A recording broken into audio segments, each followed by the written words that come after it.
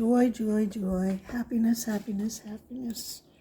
We're going to try and understand the key to a joyful and happy life.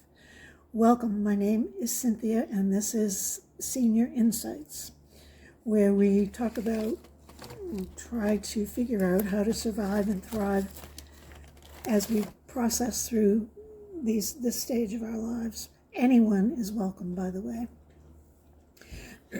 Are joy and happiness the same? Do they really matter? Yeah, they do.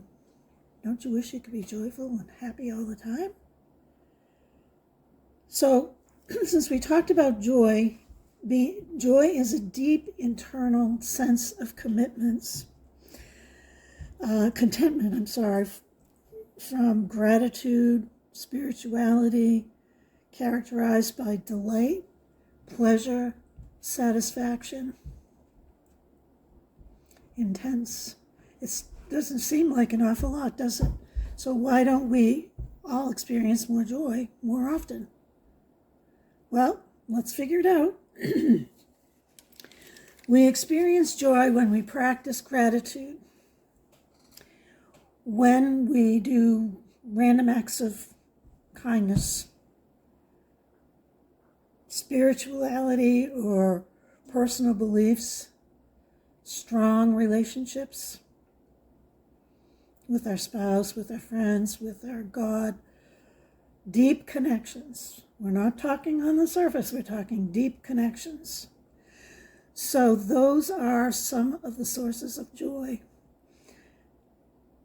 It doesn't seem like a lot as I'm saying that, but anyway, let's go back to happiness, and let's talk about happiness and what happiness actually is. It's similar to joy. It's a pleasurable feeling, but it's more of an external feeling, or it's caused by external factors, like material success. Well, I don't think you can just say material success, because we're not all materially successful. We all don't live in mansions and have Mercedes for cars.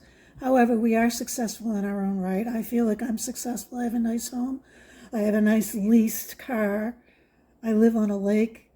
I'm glad that I was a nurse, because I had a lot of opportunities in that. So I consider myself successful.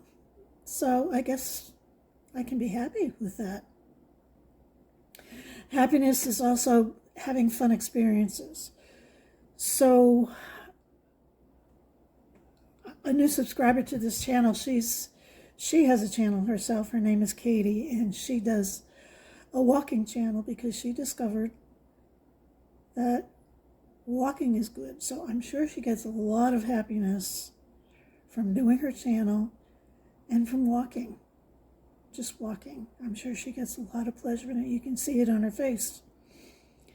Social recognition and approval, well, that's a tough one. We all like to be special. We want everyone to like us. But that is one of the things that makes us feel happy.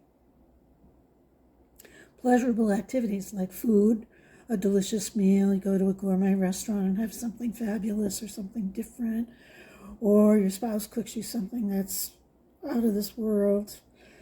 Hobbies, you can get a lot of pleasure out of hobbies and happiness out of hobbies by making something and giving it away, by just doing it and feel like you accomplished something. That's happiness.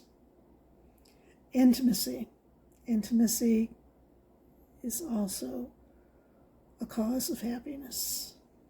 Just think about it. Sensual experiences like the outside, like listening to the birds, like going for a walk, enjoying the woods, enjoying the smell, enjoying the salt air, enjoying the waves, enjoying the sun, enjoying going for a boat ride. Maybe you don't like any of those things. Maybe your thing is going on a mountain hike, or I have a friend who is happiest when she's clothes shopping and spending money. So all of those things can provide us with happiness, but remember, they're external and they're not, and they're temporary. They don't go on and on and on. So what actually is behind all this? Well, what I can figure out is that great gratitude and mindfulness are kind of the keys to increasing long-term joy and happiness.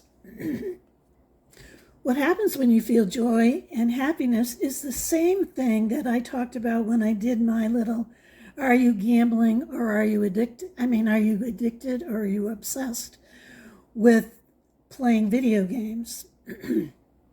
What happens when you experience joy and happiness? Those chemical reward systems start giving you rewards in your brain, like the dopamine and the serotonin. Those are our happiness chemicals in the brain. And they're the same as what we get with addictions. So why not get addicted to joy and happiness? Because it's a good thing. It's a good thing. It will help us get through this next stage of our lives, get us through challenges and difficulties and a lot of things if we can be joyful and see the good and happiness in everything. So what I'm going to do is I'm going to jump joy and happiness together because I think that they're basically the same thing in terms of how you feel, whether it's internal or external. Internal may be what you're striving for in the end, but you have to also experience external happiness. So some of the things we're going to talk about is working on your mindset. Find joy in the progress that you've made rather than the results. This is what I'm doing when I'm looking at my YouTube channel. It's chugging along. It's just barely limping along, but it is limping along, and my videos are getting better. We almost have 100 subscribers. Wouldn't it be nice if we could make 100 subscribers by the end of this week? Anyway, focus on what you have, not what you don't have. Don't focus on how poor you have. Look at how rich you really are, what you're grateful for. Be in the moment right now. Be in the moment. I've told you what one of my friends says, be where your feet are. Be where your feet are. Don't look at the past, worry about the past. There's nothing you can do about it. Don't look towards the future. We're talking about fears and stuff. Don't talk about it. Just don't think about it. Just prepare for it. Be proactive. Do something about it. But be here now. That's a quote from Ram Dass. I don't know any of you. I don't know if any of you know who Ram Dass is. I think he was a Buddhist monk. But anyway, he had these great words of wisdom. My husband used to love Ram Dass. Learn how to cultivate. Just learn how to cultivate joy and happiness. Have positive relationships. Get rid of the negative relationships, those people that make you crazy, that make you frustrated, that make you feel irritated, that make you depressed just by talking to them. Get rid of them. Even if they're your family, you have to look out for yourself. You have to take care of yourself first. And we're striving for joy and happiness. You want to foster positive relations. Let's think about doing a gratitude journal. You can write down all the things that you're grateful for. And a gratitude journal is really where you just focus on the good things. Spend time with loved ones. Quality time. Can you hear the crinkling of my pages? Don't compare yourselves to anyone. That's really hard to do because you look around and you see people that you think are successful. You think that they're happy.